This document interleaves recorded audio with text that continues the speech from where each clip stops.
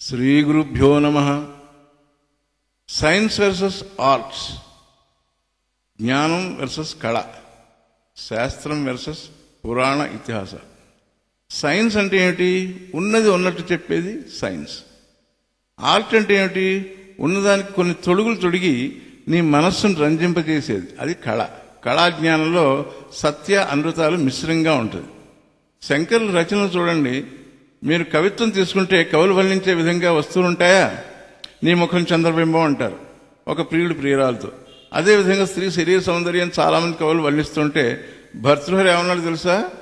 ముఖం శ్లేష్మాకారం అంటాడు. అంటే అది అమృతరసం అని కవులు అంటుంటే ఉత్ప్రేక్షాలంకారంతో గబ్బి గుబ్బలు పయోకుంభాలని ఎన్నో రకాలుగా వర్తిస్తుంటే శ్రీ శంకర్లు ఏమన్నారంటే, నారీస్తనభర నాభీదేశం దృష్ట్వా మాగా మోహావేశం ఏతన్ మాంసవసాది వికారం మనసు విచింతయ వారం వారం అని హెచ్చరించారు. ఇదంతా మాంస వికారమేనని వివేక చూడామణిలో త్వంగ్ మాంసం ఏదోస్తి పురీషరాశో అహమ్మతి మూఢజన కరోతి అన్నారు. మూఢులు ఈ చర్మం, మాంసం, మేధస్సు, అస్తులు, రక్తం, మాడులు కూడిన ఈ శరీరాన్ని నేననే భ్రమతో పెంచి పోషిస్తున్నారు, తన యొక్క నిజస్వరూపం జ్ఞానం లేక. అలాగే ఈ కాలంలో సినిమాలు తీసుకోండి, అంతా అబద్ధమే, నిజం ఏమాత్రం లేదు. అదంతా మోడర్న్ గ్రాఫిక్స్ అండి అంటావు, దాన్ని ఎంతో శ్రద్ధగా చూస్తూ ఉంటావు. అంచేత నీ మనసుకి కావాల్సింది అబద్ధం, ఊహాలోకాల్లో విహరించాలని, అంతేగాని నిజం అక్కర్లేదు. నిజం నిప్పు లాంటిది, అది మనస్సును కాల్చేస్తుంది. అంచేత మనస్సు ఒప్పుకోదు చూడడానికి. ఏవో అర్థం లేని గీతలు గీస్తే అబ్బా ఎంత మోడర్న్ ఆర్ట్ అండి అంటూ ఉంటావు. అదే రవివర్మ కానీ బాపు బొమ్మలు కానీ చూస్తే ఇదంతా పాశ్చింతకాయ పచ్చడండి అంటావు. అందుకని నీ వీక్నెస్ కనిపెట్టి పెద్ద పెద్ద మహాకవులను పేరు పొందిన వాల్మీకి, వ్యాసులంత మహానుభావులే ఈ కవిత్వాన్ని మనకు రుద్దుతున్నారు. చూడండి, మీరు రామాయణంలో ఎన్నో రకాల వర్ణనలు ఉంటాయి. శరదృతువును వర్ణిస్తాడు, కొండలను వర్ణిస్తాడు, వనాలను వర్ణిస్తాడు, మృగాలను వర్ణిస్తాడు, ప్రకృతిని అంతా మేకప్ చేసి వర్ణిస్తారు. పైగా లేనిపోని కథలు సృష్టించి నిన్ను ఆకట్టుకుంటూ ఉంటారు. ఆ వర్ణనలు చూస్తే మర్చిపోతుంది, ఇంత వర్ణన అవసరమా వాల్మీకి మహాకవి అని అడగాలనిపిస్తుంది. ఆయన రామకథనే కాకుండా శ్రీరాముల వారికి వశిష్ఠ మహర్షి చేసిన 18 రోజులు వేదాంతోపన్యాసాల్లో కూడా సగం వర్ణనలతోనే సరిపోతుంది. ఇప్పటి కవులే కాకుండా అప్పటి కవులు నిన్నటి మొన్నటి కవులు శ్రీ విశ్వనాథ సత్యనారాయణ గారు, ఇంకా ఆధునిక కవులు రచయితలు రాసే కవిత్వాలు అన్నీ కూడా వర్ణనలే. కానీ అందులో ఫ్యాక్ట్ 1% ఉండొచ్చునేమో. వారికి మహాకవులని బిరుదులు సత్కారాలు చేస్తుంటారు. నిజమైన భగవద్గీత శాస్త్రాన్ని ఎవడు పట్టుకోడే? అది జీర్ణించుకున్న వారికి సత్కారాలు ఉండవు. అది నిప్పు లాంటి నిజాన్ని బయట పెడుతుంది కాబట్టి. సరే, ఇంతకీ ఏమిటండి ఈరోజు మీరు కళల మీద పడుతున్నారు, విడుచుకుపడుతున్నారు అంటావా? అవును, ఆ కళలే తమ ఉద్ధరిస్తాయని చెప్పి ప్రాణం ధనం ధారపోసి ఆ కళలను అభ్యసించి కనీసం 12 సంవత్సరాలు వాటిని ప్రజలను రంజింపజేయాలని లేదా భక్తి కోసం ఉపయోగిస్తున్నారు తప్ప ఎవడు తన సంసార బంధ విముక్తి గురించి ఆలోచించడే. నీవు శ్మశానంలో కాలిపోతుంటే నీ కళాజ్ఞానం వచ్చి నిన్ను రక్షిస్తుందా? అందుకని శంకర్ల వారు అంటారు, వీణాయా రూప సౌందర్యం తంత్రీ వాదన సౌష్టం ప్రజారంజన మాత్రం తన సామ్రాజ్యాయ కల్పతే. నీ వీణా పాండిత్యం, నీ సౌందర్యం, తంత్రీ వాదన సౌందర్యం ఇదంతా ప్రజారంజనానికి ఉపయోగిస్తుంది, కానీ నీకు ఆత్మ సామ్రాజ్యాన్ని కలిగించదు. అంచేత నీ శాస్త్ర వ్యాఖ్యాన కౌశలం అంటే ఆ భారతం, ఆ రామాయణం ఎంత బాగా వ్యాఖ్యానం చేసి చెప్తున్నారండి. ఏమిటా కవితాధార, శాస్త్రాలను బాగా వ్యాఖ్యానం చేసి చెప్తున్నారండి అని గొప్పగా నువ్వు అనుకుంటావు. కానీ శంకర్లు ఒప్పుకోలేదు. అవన్నీ వాడి భక్తి కోసమే లేదా పేరు ప్రఖ్యాతుల కోసమే, కానీ ముక్తి కొరకు కాదు అని తెగేసి చెప్పారు. అవిజ్ఞాతే పరేతత్వే శాస్త్రాధీతస్తు నిష్ఫల, విజ్ఞాతే పరేతత్వే శాస్త్రాధీతస్తు నిష్ఫల అన్నారు వివేక చూడామణిలో. పరమాత్మతత్వం తెలియనంత వరకు నీ అనాత్మ శాస్త్రాధ్యయనం అంతా నిష్ఫలం.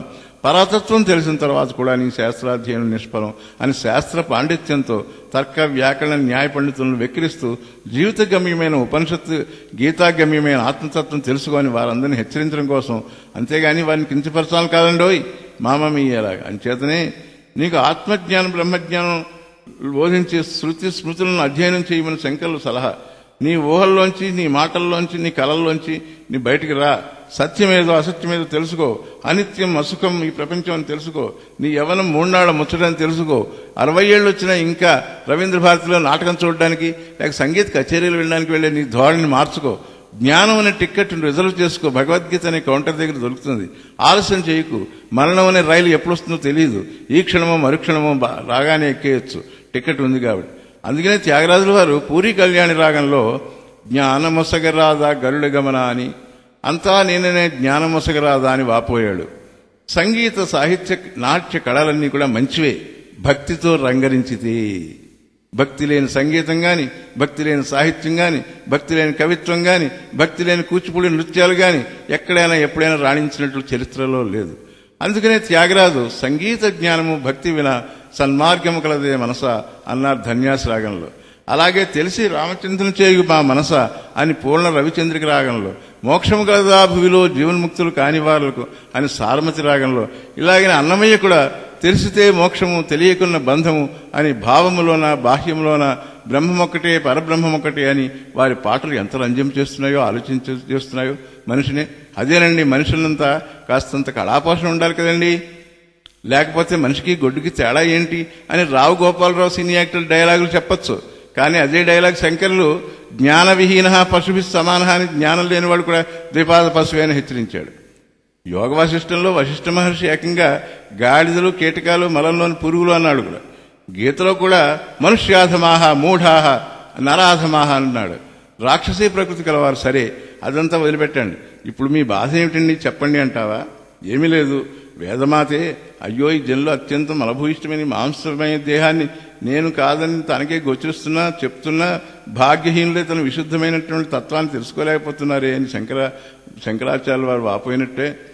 వర్తతే అత్యంత వియుక్తం దృష్టిగోచరం ఆపన్నమపి అహో భాగ్యహీనత లోకస్య యచ్చక్యం దర్శనమపి ఆత్మానం న పశ్యతి లోకం ప్రతి అనుక్రోశం దర్శయతి శృతి అని శంకరుల వారి గీతాభాష్యంలో కూడా భగవంతుని శ్రీకృష్ణుడు కూడా మాటి మాటికి అయ్యో లోకులు అత్యంత విపరీత భావం చేత మిక్కిలి మోహితులై అనేక మాలు తత్వమన్నా మరిచిపోయి సంసారంలో కూరుకుపోతున్నాయని వ్రాశారు.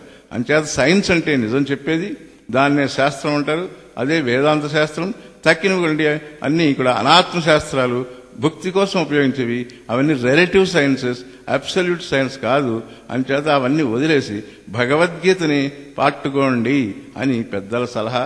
ఆ కృష్ణుడే అన్నాడు అహంకారంతో వినకపోతే నశిస్తావు స్మా అని శాపం కూడా పెట్టాడు. సైన్స్ అంటే శాస్త్ర దృష్టి, ఆర్ట్ అంటే లోక దృష్టి. శాస్త్రంలో సూర్యుడు శక్తి ప్రదాత, ఎక్కడికి తిరగడు, ఏమీ చెయ్యడు, నిత్యం వెలుగునిస్తూనే ఉంటాడు అని మనం చిన్నప్పుడే బడిలో 8-9 తరగతుల్లో చదివాం. కానీ పురాణాలు ఏం చెప్తున్నాయి? సూర్యుడు 6:15కు ఉదయిస్తాడు, సాయంత్రం 6:15కి అస్తమిస్తాడు అని చెప్పి ఆ సూర్యుని ఒక దేవతగా భావించి ఆయన సంధ్యావందనం చేయమని శాస్త్రం చెప్పిందండి అంటారు. అలాగే భూమి స్టాటిక్గా లేదు, అది సూర్యుని చుట్టూ తిరుగుతోంది చాలా వేగంగా సైన్స్ చెప్తుంటే మన లోకానుభవంతో భూమి స్థిరంగా ఉంది, అందుకనే అందరూ ఇళ్ళు వాకిళ్ళు కట్టుకుని ఉండగలుగుతున్నాం, అది తిరుగుతుంటే మనం పడిపోమా అంటూ సర్దుకుపోతున్నారు. వీళ్ళ అంతరంగం, వీళ్ళు నీళ్లు అంటే H2O అంటే 2 గ్యాసుల కలయిక అని చెప్తుంటే నీ బొంద ఆ నీళ్లలో గ్యాస్ ఎక్కడుంది కనబడదే అంటాడు లౌకికుడు. అలాగే శాస్త్ర ఉపదేశాలకు విరుద్ధంగా లోకానుభవం కూడా ఉంటుంది. అంటే లోకానుభవం అందరికీ ఉంటుంది, కానీ శాస్త్రానుభవం ఒక శాస్త్రం తెలిసిన వాడికే ఉంటుంది. అదే వాడిని సంసార లోకం నుంచి నీ లోకానికి అనుభవాల నుంచి ఉద్ధరిస్తుంది. అందుకనే వాడిని జ్ఞాని అని పొగిడింది భగవద్గీత. జ్ఞాని పరమేశ్వరుడే అని శాస్త్రాలు చాటి చెప్తున్నాయి. అంటే శాస్త్రం చదవకుండా కేవలం ఆర్ట్స్ కళల్ని నమ్ముకుని జీవితాన్ని వ్యర్థం చేసుకోకు. నీ రామాయణ మహాభారత కావ్యాలు గాని, నీ పురాణ ఇతిహాసాలు గాని, నీ సంగీత సాహిత్య కళలు గాని నిన్ను పునర్జన్మ అనేటువంటి రాక్షసి కోరల నుంచి తప్పించలేవు. పునర్జన్మ వస్తే నష్టమే ఉందండి, మేము హాయిగా భోగభాగ్యాలు అనిపిస్తాం కదా అని కళ్ళకంటున్నావా? పునర్జన్మ దుఃఖాలయం అశాశ్వతం అని గీతాచార్యుడు నిర్వచించాడు. దేవాలయం అంటే దేవుడు ఉండేది, దుఃఖాలయం అంటే దుఃఖాలే తప్ప సుఖలేశం కూడా లేని సుమా. పోనీ అది శాశ్వతం అనుకుంటావేమో, అశాశ్వతం క్షణంలో మారిపోతుంది. అదిగో పసుపు అంటే ఇదిగో ముసుగు అని నీకు తిక్క కుదురుతుంది. దీని అర్థం ఏమంటే కొత్తగా పెళ్ళయింది కానీ భర్త యాక్సిడెంట్లో పోయాడు అనుకో, పసుపు అంటే పెళ్లి, ముసుగు అంటే వైధవ్యం, 2 పక్క పక్కనే ఉంటాయి అని చెప్పడానికి ఇదో సామెత. బెచ్చగాడు లాటరీ వస్తే కోటీశ్వరుడు అవుతాడు. కోటీశ్వరుడు క్షణంలో స్టాక్ మార్కెట్ పడిపోయిందంటే కొన్ని వేల కోట్ల నష్టంతో బేకారీ అవుతాడు. ఇవన్నీ మనం నిజ జీవితంలో చూస్తూనే ఉన్నాం కదా. అయినా నీకు కుక్క నక్క బల్లి పంది జన్మలు రావని గ్యారంటీ ఏమిటి? కాబట్టి ఒళ్ళు దగ్గర పెట్టుకుని పెద్దలు చెప్పిన శుద్ధులు విని గీతాశాస్త్రం చదవడం మొదలుపెట్టు. పక్క ఇతిహాసాలను అన్నింటినీ పక్కకు పెట్టు. అనంత శాస్త్రం బహువైదితవ్యం, అనేక శాస్త్రాలనే తెలుసుకోవాల్సినవి, కానీ పునర్జన్మ నుంచి తప్పించుకునేది ఒక గీతాశాస్త్రమే. గీతా గంగోదకం పీత్వా పునర్జన్మన విద్యతే, గీతా సుగీత కర్తవ్యా కిమన్య శాస్త్ర విస్తరై. తక్కిన శాస్త్రాలు చదవకూడదా అండి అంటే అది కాదు. టైం ఉంటే చదువు, తీయకుంటే చదువు. ఫర్ అకాడమిక్ ఇంట్రెస్ట్, అంతేగాని పరమార్థం అనుకోకు. అందుకనే ముండకోపనిషత్తులో పరావిద్య అపరావిద్య అని రెండు చెప్పింది. ఏది పరావిద్య అంటే ఏయా తదక్షరం అధిగమ్యతే, అక్షరబ్రహ్మం పొందించేదే పరవిద్య. తక్కినవన్నీ వేద పురాణ ఇతిహాసాలన్నీ కూడా అపరవిద్యలను కొట్టిపారేసింది, వేదాలనే కొట్టిపారేసింది.